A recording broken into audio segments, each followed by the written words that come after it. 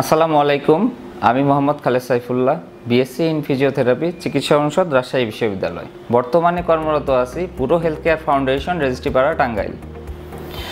আমি আজকে আপনাদের সামনে একটা রোগ সম্পর্কে আলোচনা করব, যে রোগটার নাম হচ্ছে পিএলআইডি।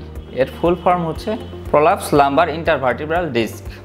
সেটা হলেই আমরা শুরুতেই মনে করি হয়তো আমাকে সার্জারি করতে হবে, আমাকে অপারেশন করতে হবে, আমি হয়তো আর ভালো হব না।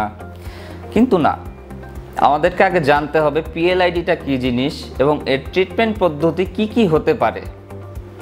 তো পিএলআইডিটা হচ্ছে আমাদের বিশেষ করে লাম্বার স্পাইনে, আমাদের যে মেরুদণ্ডটা আছে এটার lumber স্পাইনগুলো L1, L2, L3, L4, L5, এর ফাঁকে যে ডিস্কগুলো থাকে, ইন্টারভার্টিব্রাল ডিস্ক যেটাকে আমরা বলি, অথবা জেলি, যেটা বের হয়ে যখন আমাদের নার্ভ রুটে কম্প্রেশন তৈরি করে, তখন আমাদের একটা ঝিমঝিম ভার অবশ এই ধরনের ব্যথা অনুভব হয়। সেটা দুই পায়েও হতে পারে, সেটা এক পায়েও হতে পারে। তখন এটাকে বলছে পিএলআইডি। তো পিএলআইডি হলেই যে আমাকে সার্জারি করতে হবে সেটা না। বিশেষ কিছু ব্যায়াম অথবা এক্সারসাইজ এবং ইলেকট্রোথেরাপির মাধ্যমে পিএলআইডি রোগের চিকিৎসা করা হয় ফিজিওথেরাপিতে। তো আমাদের পিএলআইডিতে কখন অপারেশনে যেতে হবে এ ধরনের একটা কথা থাকে, যে অপারেশন করতে হবে। তো এটা কখন, সেটাও আমাদেরকে জানতে হবে। কখন আমি ফিজিওথেরাপি নিব, কখন আমি অপারেশনে যাব। তো আমি ভিডিওর শেষে ইনশাল্লাহ অপারেশনে কখন যাবে সেটাও আমি বলে দিব। আমি এখন আপনাদেরকে কিছু ব্যায়াম এবং কিছু কন্ডিশন আপনাদের দেখাবো, যে ব্যায়ামগুলো করলে মূলত সাধারণত পিএলআইডির কন্ডিশনগুলা, রোগটা ভালো হতে পারে। তো কিছু কিছু ক্ষেত্রে যে এই ব্যায়াম করলেই যে আপনার ভালো হবে সেটা না, তবে আমি কিছু ব্যায়াম দেখাবো, এই ব্যায়ামটাতে ইনশাল্লাহ পিএলআইডি রোগটা নির্মূল হতে পারে। প্রথমে চিত হয়ে শুয়ে দুই পা ভাঁজ করে, দুই হাঁটু ভাঁজ করে পায়ে ভর দিয়ে মাজা উঁচু করব। মাজা উঁচু করে গুনবো 1, 2, 3, 4, 5, 6, 7, 8, 9, 10। এখন ধীরে ধীরে আস্তে আস্তে মাজাটা নামাবো। 10 বার করতে হবে। 1 থেকে 10 পর্যন্ত গুনলে একবার হবে। এভাবে 10 বার করে, সকালে 10 বার, দুপুরে 10 বার, রাতে 10 বার, এভাবে আমাদের কমপক্ষে 3 সপ্তাহ এই ব্যায়ামগুলো করতে হবে।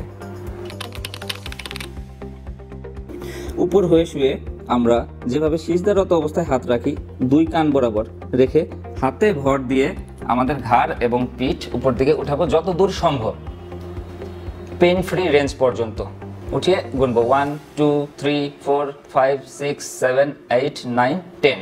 শেষ। আস্তে আস্তে আবার শুয়ে পড়বো। এভাবে 10 বার রিপিটেশন করতে হবে। সকালে 10 বার, দুপুরে 10 বার, রাতে 10 বার। উপর হয়ে শুয়ে হাত দুইটা মাজার উপরে দিব। তারপর আমার পিঠ এবং পা দুটো একসাথে উপর দিকে উঠানোর চেষ্টা করব। এইভাবে উঠিয়ে গুনবো 1, 2, 3, 4, 5, 6, 7, 8, 9, 10। তারপর আস্তে আস্তে নামবো। এটাও একইভাবে 10 বার রিপিটেশন করতে হবে। এখন আমি আপনাদের বলবো পিএলআইডি হলে কখন আমাকে অপারেশনে যেতে হবে। তো পিএলআইডির মূলত 4টা স্টেজ হয়। প্রথমটা হচ্ছে disc bulging, protrusion, extrusion and sequestration. তো আমাকে কখন অপারেশনে যেতে হবে এর কিছু লক্ষণ আছে। তার মধ্যে সিভিয়ার রেডিকুলোপ্যাথি, প্রচুর পরিমাণে ব্যথা পায়ের গোড়ালি পর্যন্ত এবং আঙ্গুল পর্যন্ত রীতিমতো যেতেই থাকে, এক্ষেত্রে আমাকে অপারেশনের শরণাপন্ন হতে পারে। তারপর আমাদের যেটা হচ্ছে প্রস্রাব পায়খানা আমরা ধরে রাখতে পারি না, কোয়াডা ইকুইনা সিনড্রোম, এ ধরনের কোনো সাইন সিমটমস দেখা দিলে আমাদের বিশেষজ্ঞ সার্জনের শরণাপন্ন হওয়া উচিত। তো আপনাদের যে কোনো ধরনের কোমর ব্যথা, হাঁটু ব্যথা, মাজা ব্যথা, আর্থ্রাইটিস জনিত ব্যথা, খেলাধুলা জনিত ব্যথা, বিশেষ করে পিএলআইডির সমস্যার জন্য খুব দ্রুতই বুড়ো হসপিটালের ফিজিওথেরাপি ইউনিটে শরণাপন্ন হন।